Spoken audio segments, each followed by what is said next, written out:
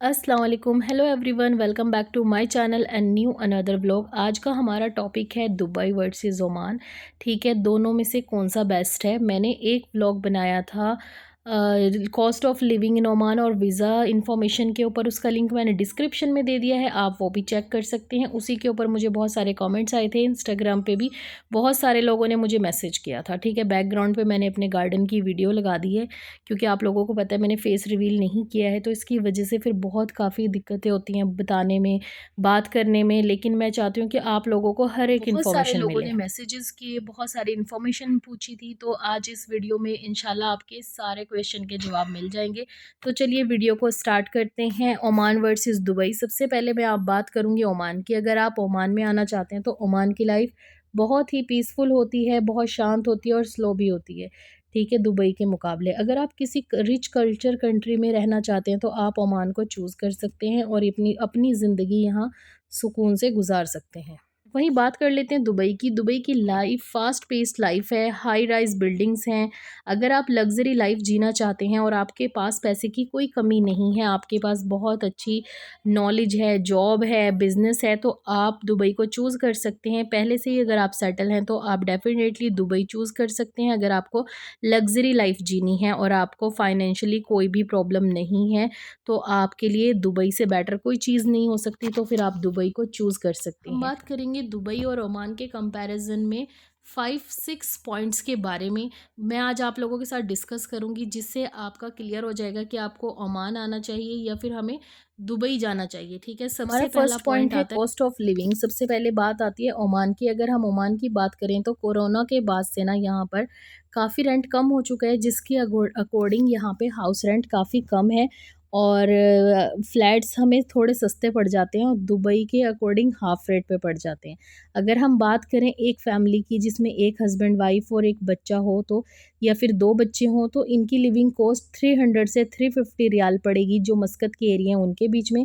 अगर आप थोड़ा विलेज वाली साइड पे रहते हैं, जैसे कि नखल वाली साइड हो गई, बरखा के आउटसाइड एरिया होते हैं, जितने भी विलेजेस वगैरह हैं, तो वहाँ रहते हैं अगर आप, तो आपकी कॉस्ट पड़ेगी 200 से 300 के बीच में। ठीक है, ये ओमानी रियाल के अंदर मैं आपको बता रही हूँ। ठीक है, जिसमें आपकी ग्रोसरी आती है, रेंट आता है, बिल आता है, यूटिलिटी बिल्स वगैरह सब कुछ इसमें ऐड करके आपकी कॉस्ट मैंने आपको बता दी है 300 से 350 रियाल। और आप अपना गुजारा यही 250 से 300 के बीच में भी कर सकते हैं अगर आप ओमान में आते हैं तो। अगर हम वही बात करें दुबई की, तो दुबई में 1 BHK 300 से 350 रियाल के बीच में आता है, जिसका सिर्फ खाली हाउस का रेंट ही 300 से 350 रियाल होता है, यानी कि 3000 से 3500 दिरहम के बीच में दुबई में सिर्फ और सिर्फ 1 BHK आपको मिलेगा। मुझे दुबई की नॉलेज इसलिए है क्योंकि मेरा खुद का रियल ब्रदर दुबई में रहता है और उसके पास शेयरिंग में एक रूम था। ठीक है, किचन और वॉशरूम जो था उनका शेयरिंग में था। उनका वो उसका कॉस्ट ही 2500 दिरहम था। सिर्फ 2 बेड लगे हुए थे, मतलब कि वो सिंगल थे, तो हस्बैंड वाइफ थे, तो उन्होंने मतलब एक बेड करवा लिया था। उन्हें काफ़ी प्रॉब्लम होती थी किचन यूज़ करने में, वॉशरूम यूज़ करने में। अभी वो लोग वासल विलेज में रहते हैं और उनका रेंट है 4000, मतलब कि 4800 है वहाँ का, मतलब 4800 दिरहम वासल विलेज का। 1 BHK है, किचन है, टू टॉयलेट वॉशरूम है। तो ये आप देख लें कि 1 लाख के इंडिया आसपास, की इंडिया के 89। 90,000 सिर्फ वो वहाँ का रेंट पे कर रहे हैं, जिसमें ग्रोसरी बिल्स, यूटिलिटी बिल्स वगैरह सब कुछ, ट्रांसपोर्टेशन सब कुछ आपको अलग से पे करना होगा। अगर हम नॉर्मल सा घर लें तो 3000 से कम दुबई में नहीं आता है। आपको ग्रोसरी भी अलग से करनी पड़ेगी, यूटिलिटी बिल्स वगैरह, ट्रांसपोर्टेशंस सब कुछ आपको अलग से पे करना पड़ेगा। तो आपका मोटा-मोटा खर्चा मैं आपको बता देती हूँ, आपको ओमानी 500 रियाल से 550 रियाल के बीच में पड़ेगा, अगर आप सब कुछ मैनेज करके चलेंगे तो। लेकिन अगर आप थोड़ी-सी भी कॉस्ट बढ़ाएँगे तो आपको 5 से 6000 दिरहम से ऊपर जा सकती है आपकी कॉस्ट दुबई के अंदर। यानी कि 500 से 600 रियाल तो आप मानकर चलें कि अगर आप दुबई में रहना चाहते हैं तो आपको मंथली इतना पे करना ही पड़ेगा। ठीक है जी, अब आप खुद चूज़ कर लें आपको ओमान आना है या फिर दुबई जाना है। सेकंड पॉइंट आता है जॉब अपॉर्च्युनिटीज़। जैसे कि हम सब जानते हैं और आप भी जानते होंगे कि ओमान के अकॉर्डिंग दुबई में अपॉर्च्युनिटीज़ ज़्यादा हैं, क्योंकि वहाँ पर जॉब हर एक सेक्टर में ज़्यादा अवेलेबल है, डेवलपमेंट होती रहती है, एक प्रोजेक्ट शुरू होता है, फिर दूसरा हो जाता है, 2 ख़त्म होते हैं, 3 शुरू हो जाते हैं, जिसकी वजह से वहाँ पर जॉब्स अवेलेबल होती हैं। जैसे कि अगर कि आप दुबई में डॉक्टर हैं, इंजीनियरिंग है, मैन्युफैक्चर तो आपके लिए इंडस्ट्रीज़ ज़्यादा होती हैं, ओमान में इसका स्कोप बिल्कुल भी नहीं है, तो आपको दुबई के अकॉर्डिंग ओमान में जॉब कम मिलती हैं, आपको बहुत ज़्यादा ढूँढनी पड़ती हैं और दुबई में ईज़िली आपको जॉब मिल सकती हैं। ठीक है, तो जॉब की अगर हम बात करें तो जॉब के अकॉर्डिंग पहले आपको अगर जॉब मिल जाती है तभी आप फैमिली लेकर ओमान में शिफ्ट हो, नहीं तो आप दुबई में अगर आपको जॉब मिल रही है, अच्छी खासी सैलरी मिल रही है, तो फिर आप दुबई में भी जा सकते हैं। दुबई और ओमान के अकॉर्डिंग सैलरी पैकेज दुबई का ज़्यादा होता है क्योंकि कॉस्ट ऑफ लिविंग भी दुबई की ज़्यादा है और ओमान में थोड़ी सैलरीज़ कम होती हैं क्योंकि टाइमिंग आवर्स भी कम होते हैं। ठीक है, काम का जो प्रेशर होता है वो ओमान में कम होता है, दुबई में ज़्यादा होता है। इसी वजह से ओमान और दुबई में अगर हम जॉब सीकर्स के लिए बात करें तो दुबई बेस्ट है। अगर आप बिज़नेस लाइन में आना चाहते हैं तो ओमान में बिज़नेस लाइन बहुत ज़्यादा ईज़ी है। आप अपने नाम पर अपना बिज़नेस, अपनी इंडस्ट्रीज़, अपनी कंपनी ईज़िली रजिस्टर करवा के अपना बिज़नेस स्टार्ट कर सकते हैं। लेकिन अगर आपकी जॉब भी एक बार ओमान में लग जाए तो भी आपकी लाइफ़ सेटल हो जाती है। अगर आप 4 या 500 रियाल भी कमाते हैं तो 300 रियाल में आपका गुज़ारा ईज़िली हो सकता है। बाकी आपके 200 रियाल जो है वो सेविंग हो जाएगी और आपकी लाइफ अच्छी खासी चल सकती है। ठीक है, लेकिन ओमान में ना वर्क बैलेंस काफ़ी अच्छा है कि यहाँ पर वर्कलोड नहीं है, इसी वजह से यहाँ पर सैलरीज़ भी कम है और सुकून भी है लाइफ में। लेकिन दुबई में वर्कलोड बहुत ज़्यादा होता है क्योंकि मुझे पता है, मेरा भाई भी वहाँ पे जॉब कर रहा है, जिसकी वजह से वहाँ पे वर्कलोड बहुत ज़्यादा है। अगर सैलरी ज़्यादा है तो वर्कलोड भी बहुत ज़्यादा है, जिसकी वजह से ना दुबई में जॉब्स करना ईज़ी नहीं है, बहुत मुश्किल है। लेकिन जो करते हैं उनके लिए सब कुछ आसान हो जाता है। ये बात मैं नहीं कह रही, आप अपनी फैमिली मेम्बर से कंफर्म कर सकते हैं, फ्रेंड से कंफर्म कर सकते हैं या फिर आप यूट्यूब वगैरह से भी सर्च कर सकते हैं। मोस्टली ओमान में इवनिंग में 6 के बाद कोई काम नहीं करते, ऑफिसेज़ बंद हो जाते हैं। जो यहाँ के लोकल मतलब मेंबर्स होते हैं ना, वो भी ज़्यादा काम करना पसंद नहीं करते हैं।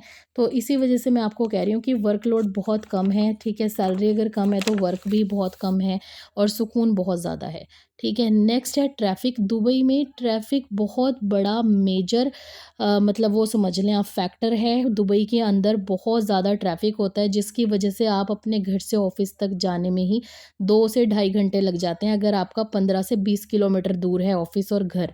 लेकिन अगर आपका ओमान में इतनी दूर घर है तो आपको 10 से 5 मिनट लगती हैं और आप अपने ऑफ़िस के एरिया में भी घर लेकर रह सकते हैं, जिसकी वजह से आपका काम काफ़ी ईज़ी हो जाता है और आपके ये 2 से ढाई घंटे सुबह और 2 से ढाई घंटे शाम के ईज़िली बचते हैं। लेकिन अगर आप दुबई में रहते हैं तो आपको ट्रैफ़िक को फ़ेस करना ही पड़ता है और आपके 4 से 5 घंटे डेली ख़राब होते हैं ट्रैफ़िक के अंदर। तो इन 4-5 घंटों में भी बहुत फ़र्क पड़ता है, ठीक है? वही आपको 12 से 14 घंटे काम करना पड़ता है अगर आप दुबई में रहते हैं, ट्रैफ़िक वाले घंटे मिलाकर। तो अगर हम बात करें बिज़नेस की, तो ओमान में बिज़नेस करना बहुत ईज़ी है, बहुत जल्दी आप लोगों के नाम पर रजिस्टर हो जाती है कंपनी। ठीक है, कुछ काम ऐसे होते हैं जो आपको लोकल के साथ ही करने पड़ेंगे, लोकल के नाम पर करने पड़ेंगे, लेकिन बहुत सारे मतलब अभी चेंजेस हो चुके हैं। अब आप अपनी एलएलसी लेकर आप अपनी शॉप ओपन कर सकते हैं, आप अपनी कंपनी ओपन कर सकते हैं, अपने नाम पे रजिस्ट्रेशन करवा सकते हैं। आपको बहुत ज़्यादा मनी भी दिखाने की कोई ज़रूरत नहीं है, ठीक है? आपको पार्टनरशिप करने की भी कोई ज़रूरत नहीं है। तो ओमान में अब बिज़नेस करना बहुत ईज़ी हो गया है अकॉर्डिंग टू दुबई। अगर आप दुबई में कोई भी बिज़नेस करना चाहते हैं तो आपको वहाँ के लोकल मेंबर को या तो आपको पार्टनरशिप करनी पड़ेगी, उनको उसके ऐड करवाना पड़ेगा। अकॉर्डिंग टू बिज़नेस आपके लिए ओमान बेस्ट है, ठीक है? नेक्स्ट आता है फैमिली टाइम। अगर आप वीकेंड पे अपनी फैमिली के साथ टाइम स्पेंड करते हैं, अगर आप ओमान में रहते हो तो आप ना फ्री में खूबसूरत बीचेस घूम सकते हैं, पार्क जा सकते हैं, बच्चों को मॉल्स वगैरह घुमा सकते हैं। अगर आप सलाला वगैरह जैसी सिटी हैं इनको देखना चाहते हैं तो ये बहुत ज़्यादा खूबसूरत हैं। आपको ना ओमान के अंदर पाकिस्तान और इंडिया की याद दिला देगी, इतनी खूबसूरत जगह है। वहीं अगर आप दुबई घूमना चाहते हैं तो आप बिना पैसे के दुबई को नहीं घूम सकते, हर जगह जाने का टिकट लगता है। मोटा मोटा अगर आप दुबई घूमना चाहते हैं तो आप बिना पैसे के दुबई को नहीं घूम सकते हैं। लेकिन लेकिन अगर आपकी जेब में सिर्फ थोड़े से पैसे जैसे 10 रियाल या 20 रियाल और आप घर से खाना बनाकर ओमान के अंदर पार्क्स में चले जाते हैं, बीचेस पे चले जाते हैं, तो आप अपने बच्चों के साथ काफ़ी अच्छा टाइम स्पेंड कर सकते हैं, आपकी मनी भी खर्च नहीं होगी। लेकिन अगर आप दुबई में कहीं भी प्लान बनाते हैं किसी भी जगह घूमने जाने का, तो आपको खुद पे करना पड़ेगा। बाकी वहाँ पे कुछ पार्क हैं जिनका मतलब कि चार्जेस नहीं है, लेकिन कुछ ऐसी चीज़ें हैं जिसमें आपको चार्जेस पे करके ही जाना पड़ता है। और देखें, जिस सिटी या फिर कंट्री में रहते हैं ना, तो बच्चों का भी दिल करता है कि हम वहाँ की हर एक चीज़ घूमें। तो आप खुद डिसाइड कर सकते हैं आपको किस कंट्री में आना चाहिए। ठीक है, मैं तो ओमान में रहती हूँ, तो मेरे लिए तो ओमान सबसे बेस्ट है। और दुबई में मेरी आधी फैमिली रहती है, तो उनके लिए दुबई बेस्ट है। तो जैसे जिसकी सैलरी है या जिसकी मतलब वो कहते हैं ना हैसियत के अकॉर्डिंग हम अपनी चीज़ों को डिसाइड करते हैं कि हमें कैसी चीज़ लेनी चाहिए और हमें कहाँ रहना चाहिए। अगर आपकी सैलरी पैकेजेस बहुत अच्छा आपको मिल रहा है दुबई के अंदर, तो आप डेफिनेटली दुबई को चूज़ कर सकते हैं। अगर आपको ओमान बेस्ट लगता है तो आप ओमान आ सकते हैं। अगर आपको कोई भी क्वेश्चन करना हो तो आप मुझे कमेंट कर सकते हैं। ठीक है, मिलते हैं नेक्स्ट वीडियो में, तब तक के लिए अल्लाह हाफिज़।